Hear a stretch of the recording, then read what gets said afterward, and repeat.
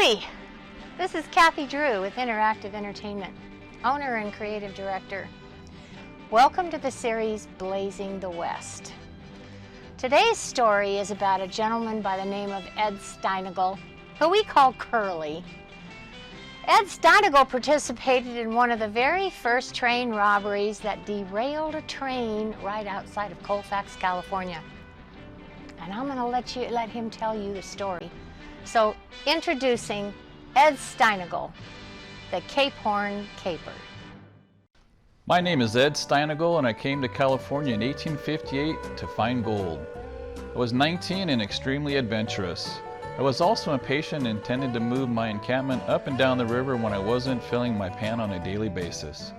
In 1860, I ended up along the river in Illinois town and met a man named George Shin, who showed me some key areas to pan for gold.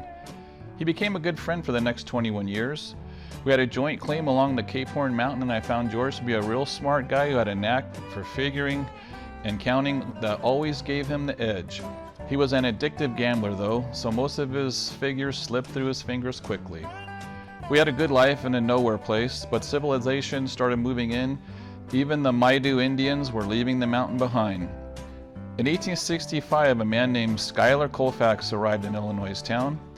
He evidently was pretty prominent to the point they renamed the town to Colfax after him, and then he went on to become vice president to Ulysses S. Grant.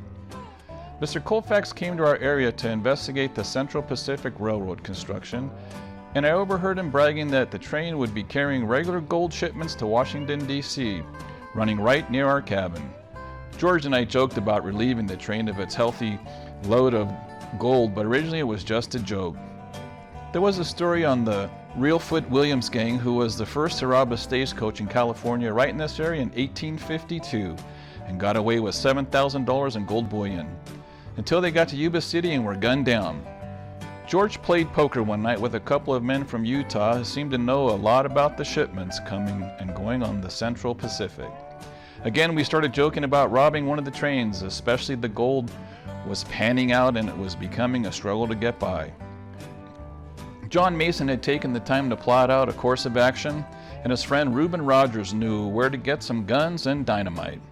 Reuben knew a guy named Henry Fraser who was experienced with dynamite and gunpowder, having helped blow through the mountain for the train to go through. On September 1st, 1881, we were all sitting around our campfire drinking Old Mills and talking about the box of dynamite Reuben had brought into camp. The more we drank, the more our confidence grew, and we laid out a plan where John and Reuben would blow the front engine and George and I would take out the Wells Fargo agent and get the bullion. It was midnight when the dynamite blew and shook the ground beneath us. Henry Fraser came running down the track yelling that the train was going off the tracks. Reuben had put too much dynamite on the track and the whole train was derailing. George and I jumped into the Wells Fargo car and didn't anticipate the Wells Fargo agent being about 35 and 290 pounds. He was armed to the teeth and neither George or I could get the upper hand. So we fired off the guns a couple of times and ran out and down the hill to get away, empty-handed. The following morning we were in town when we heard top law enforcement officers had arrived, and among them was Wells Fargo Detective James Hume, Placer County Sheriff John C. Boggs, who had 25 years experience, and Frederick T. Burke, the railroad's chief detective. Detective Hume was calling the caper one of the most bungled crimes performed he had ever had the duty of tracing. On September 9th, Boggs and Hume stormed into my cabin where John Mason and I were sleeping. Henry had left pieces of fabric around the cabin that of course matched the mast they found at the train heist. Boggs found our shovels and 7 picks, and while I stood my ground and denied the robbery, John Mason cracked and promised to implicate the rest of us to avoid prosecution. Yeah, he named us all and our parts.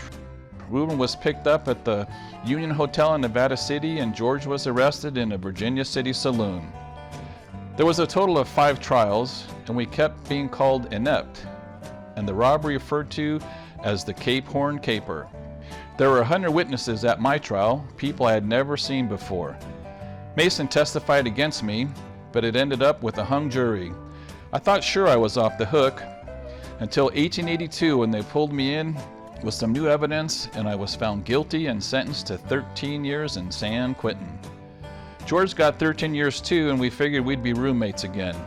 but I was a little smarter and managed to escape on the wagon ride to Quentin.